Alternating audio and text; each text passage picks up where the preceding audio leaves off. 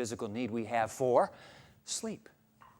Do you know what? We Westerners today are the most sleep-deprived generation in the history of the human race. Sleep-deprived. I read some research. In fact, it was reported in U.S. News and World Report. I want to put the stats up on the screen for you. I'm quoting now. Each weekday night, listen to this, we get an hour and 6 minutes less on average than the 8 hours that sleep experts recommend. All right?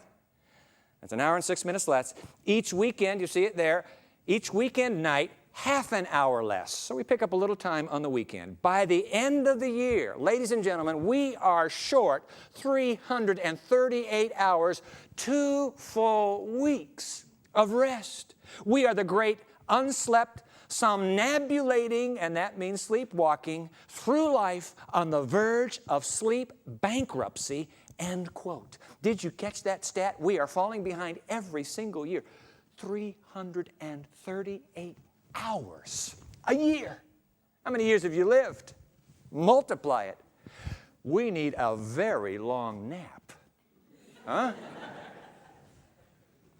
Rest. We have to rest. We're damaging our bodies. We're blunting our minds. We're killing our spirits. Rest, rest, rest, rest, rest.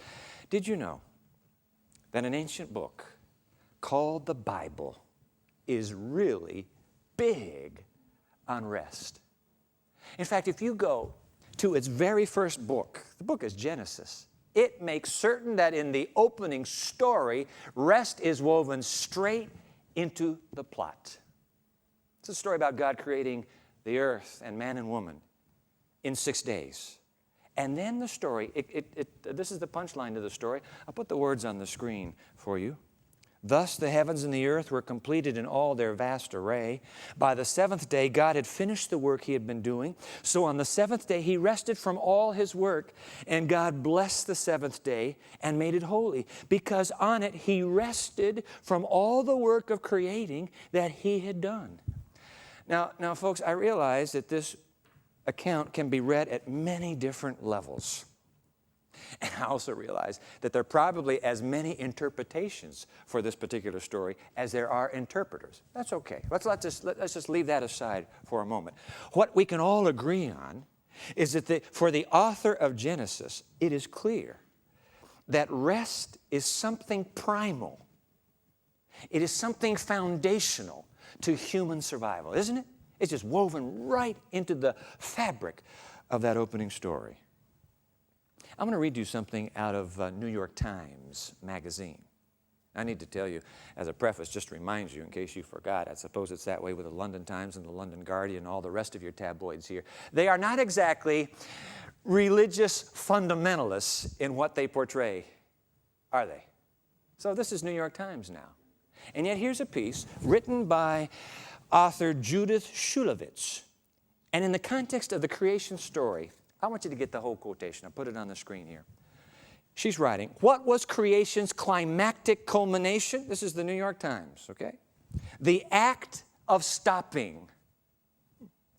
Why should God have considered it so important to stop? Rabbi Elijah of Vilna put it this way: God stopped to show us that what we create becomes meaningful to us only once we stop creating it and start to think about why we did so. The implication is clear, she goes on.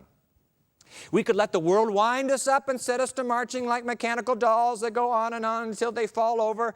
What is the Energizer Bunny? Just never stops. Just keeps going. Okay. We could be like that because they don't have a mechanism that allows them to pause. But here comes the punchline. But that would make us less than human. Here it is, we have to remember to stop, because we have to stop to remember. Did you catch that? We have to remember to stop, because we have to stop to remember. That's a heavy thought. She's making a very significant point for us human beings. Stop. Stop for what? I forgot. We could have had children. Stop. Stop. I didn't know. Stop. See? Oh, rest, rest, rest. By the way, I want to remind you that everything you own has a purpose. I mean, you have a dishwasher. Do you know what the purpose of your dishwasher is? You know. You know what that cell phone's purpose is? Connect. You have a mirror on the wall. What's the purpose of the mirror? The mirror is to give you your reflection back to you. Very lovely, by the way. Everything you and I own has a purpose.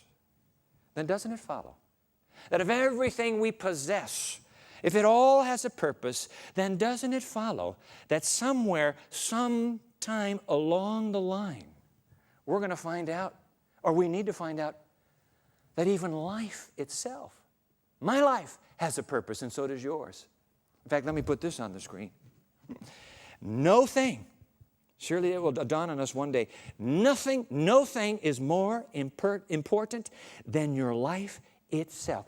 And yet you know your dishwasher, you know your cell phone, but if I ask you right now, what's the purpose, ma'am, of your life? What are you going to say? Well, I'm not sure.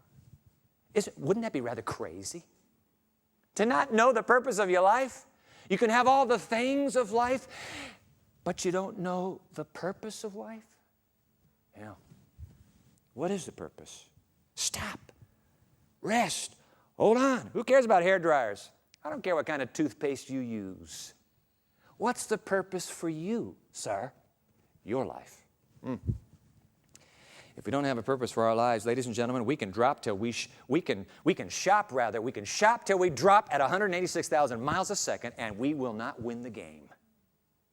There must be more. There's got to be more to what you and I are living with in this life. And that's what rest is all about. Rest is thinking, stopping, remembering. All that leads me to one more point. When you take that time, how did the New York Times article put it? Ritualized day of rest. Let's just say you took a ritualized day of rest. What's going to happen to you?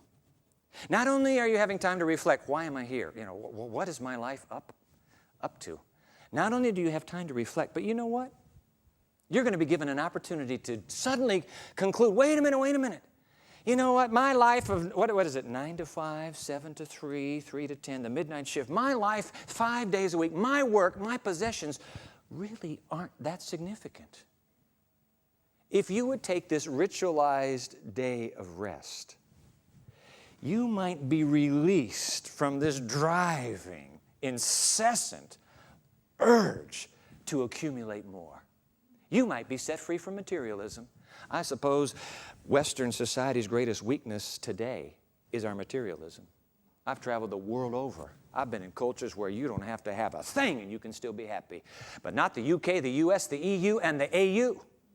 Australia. We have to have it. We have to have more and more. But if I took a ritualized day of rest, maybe that would help me understand that money and things and work don't dominate me. I am to dominate them. They're not the master. I'm the master. You're the master. Take control of your life. You're not a pawn on the sea of fate and chance. Yeah. Well, I tell you, this idea of rest, I like it. This leads me to one more value for rest. Number one, rest allows me to reflect on life. Rest also allows me to release that which I've been accumulating, at least holding it tightly to my heart. But thirdly, and I think probably this is the most important of all, do you know what rest allows you to do? Let me give you two hypotheticals. Hypothetical number one, let's put him on the screen, please. A 70-year-old man who is retired. Now, I got to tell you that picture on the screen looks like he's about 80, but let's just pretend he's 70, all right?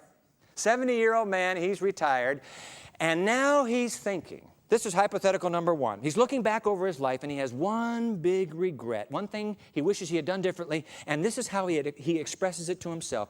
I wish I had not spent so much time with my family, my friends, my colleagues, and my neighbors. I wish I had spent more time earning money and hours on the job.